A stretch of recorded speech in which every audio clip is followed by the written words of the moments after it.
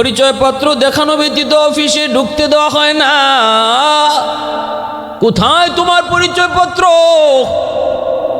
মনে পড়ে গেল আমি যে কবরে নামছিলাম, ওই কবরে নামার পর লাশটাকে নিচে, মাথা নিচের দিকে দিয়া যে আমি নামাইলাম, মনে হয় ওই সময় কবরের ভিতরে আমার এই কার্ডটা পড়ে গেছে।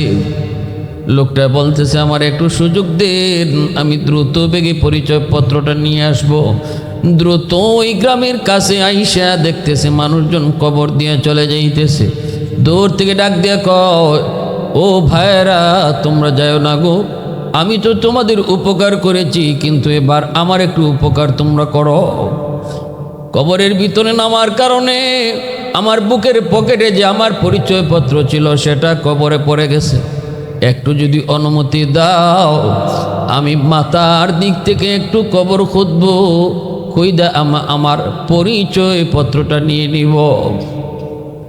ভাইরা আমার, যেই মাত্র মাথার দিক থেকে গর্ত করা শুরু করলো, কবরটা খনন করা মাত্রই, গর্ত করা মাত্রই দেখতে পেল কবরের ভিতরটা এমন এক আলো, আর ওই আলোতে একদম গোটা এলাকা গর্ত দিয়ে বের হয়ে এলাকাকে নূরে নূরান্বিত করে ফেললো। পরিচয়পত্রটাও দেখা যায়, টান দিয়ে পরিচয়পত্র হাতে নিল ঠিক, কিন্তু গোটা এলাকা নূরের আলোতে ঝলমল।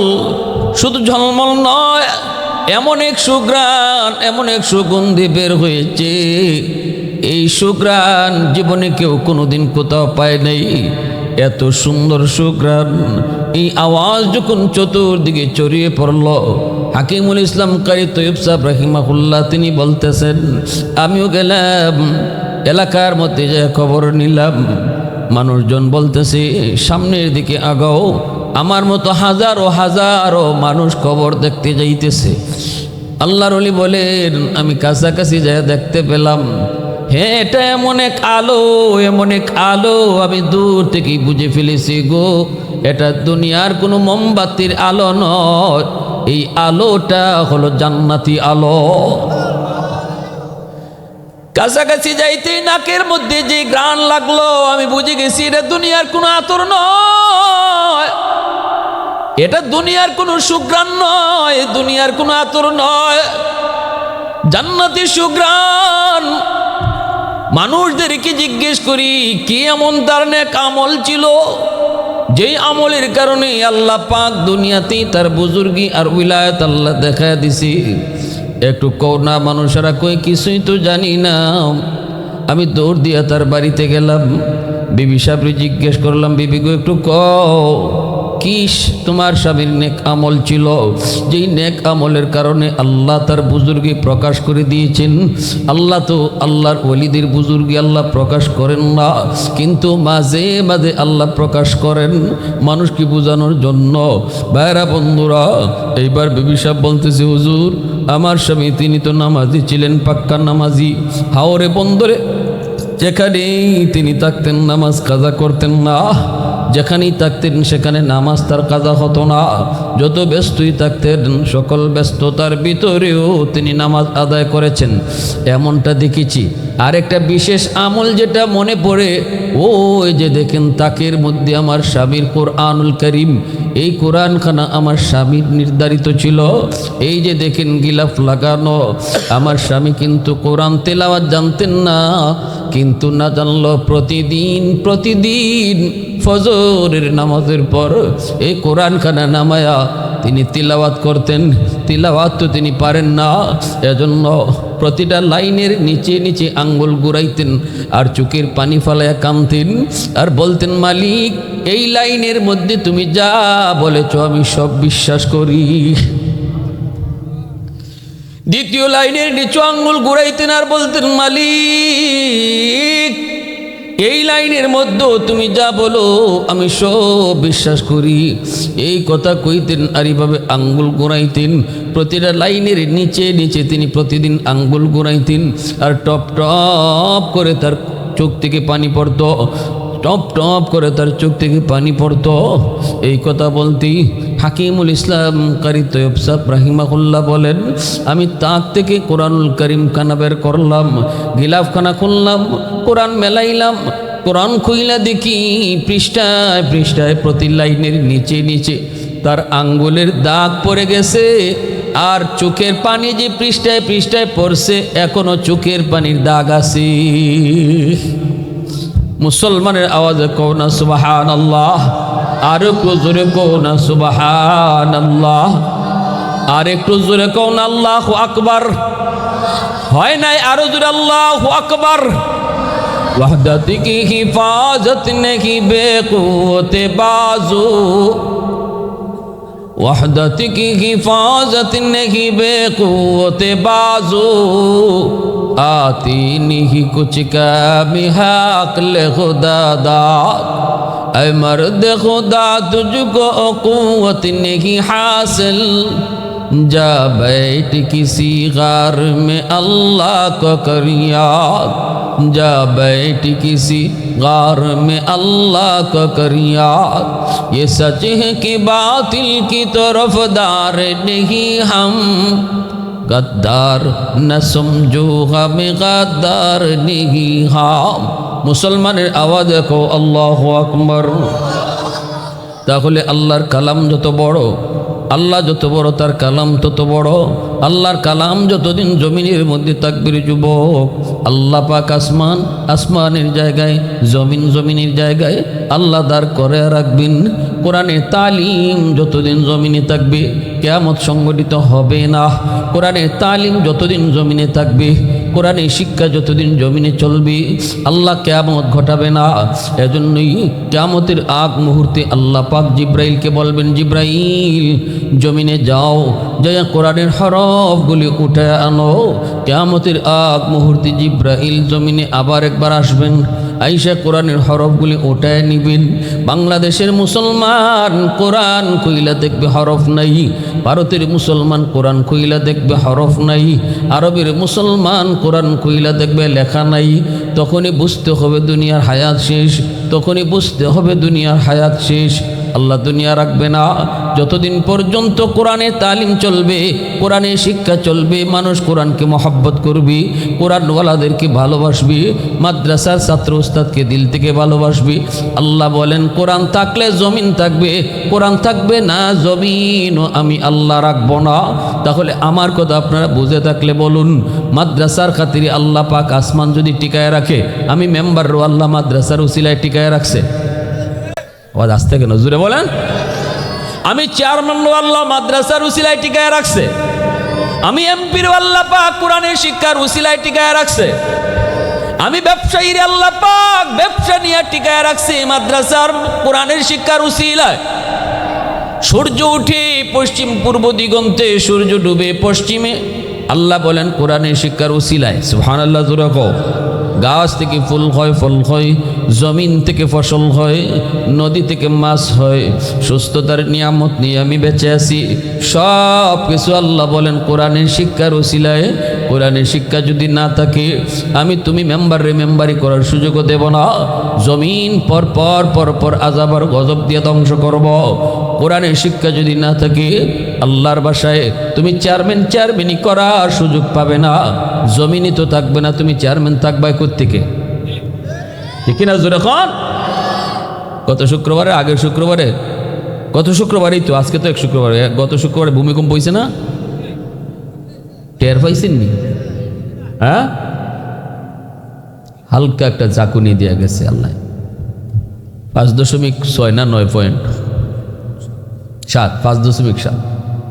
এতটুকু মাত্রার ভূমিকম্পে যদি বাফে ফুত্র তুইয়া দৌড় মারল,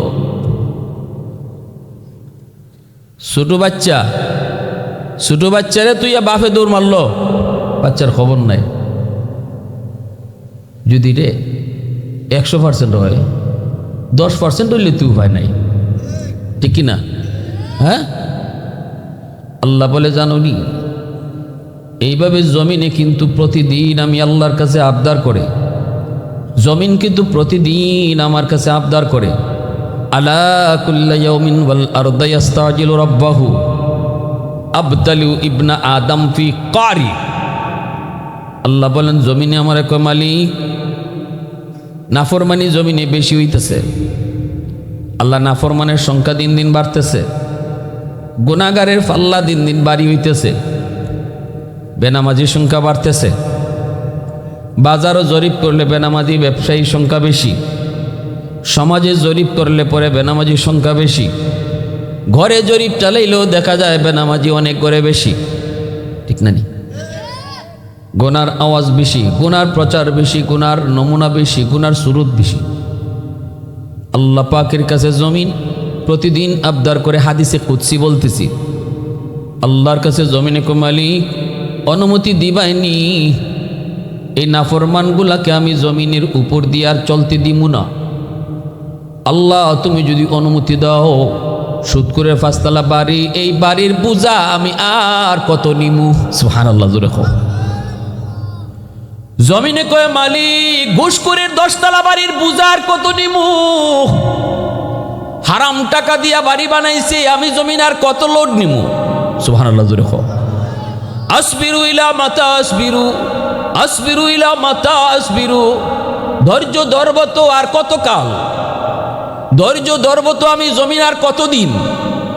আল্লাহর কাছে এই জমিন আবদার করে। আল্লাহ পাক রব্বুল আলামিন তখন জমিন রে কয় তোর কি হইছে, কি করতে চাস তুই?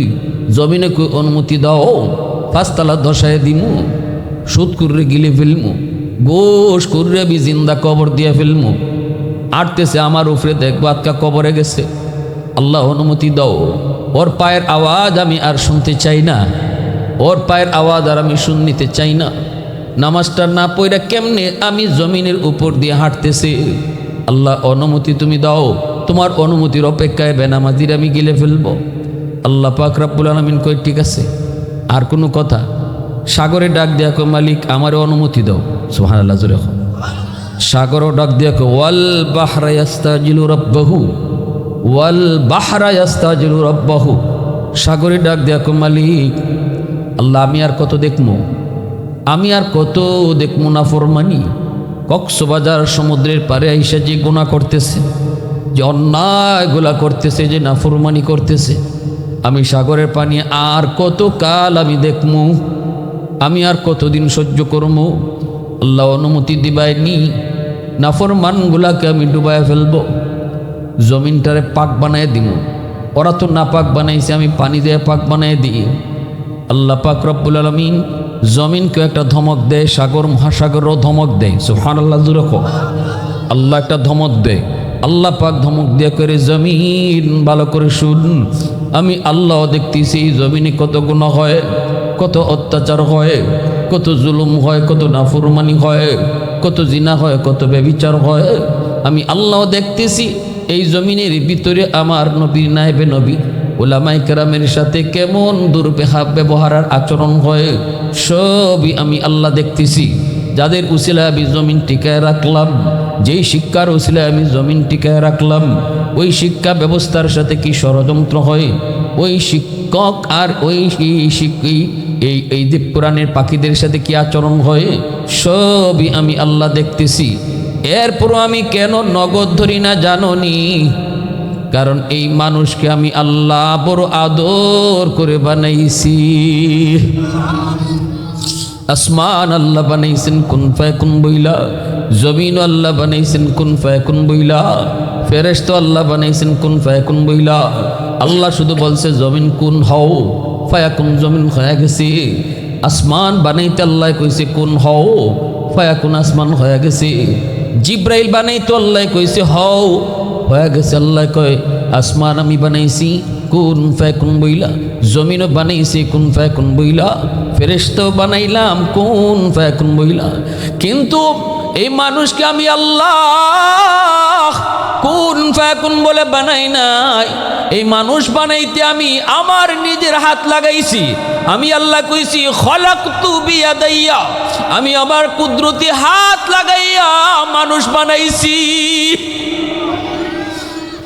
যেই মানুষকে আমি নিজের হাত লাগায় বানাইলাম, ওই মানুষকে মেরে ফেলতে বুঝি আমি আল্লাহর মায়া লাগে না?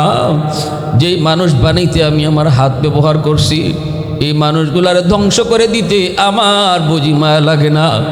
এজন্যই তো নূহ নবী যখন কইছিলেন আল্লাহ রব্বি লা তাদার আলাল আরদি মিনাল কাফিরিনা দাইয়ারা, আল্লাহ সবগুলি নাফরমানকে মেরে ফেলো, এরারে রাখতে লাভ নাই।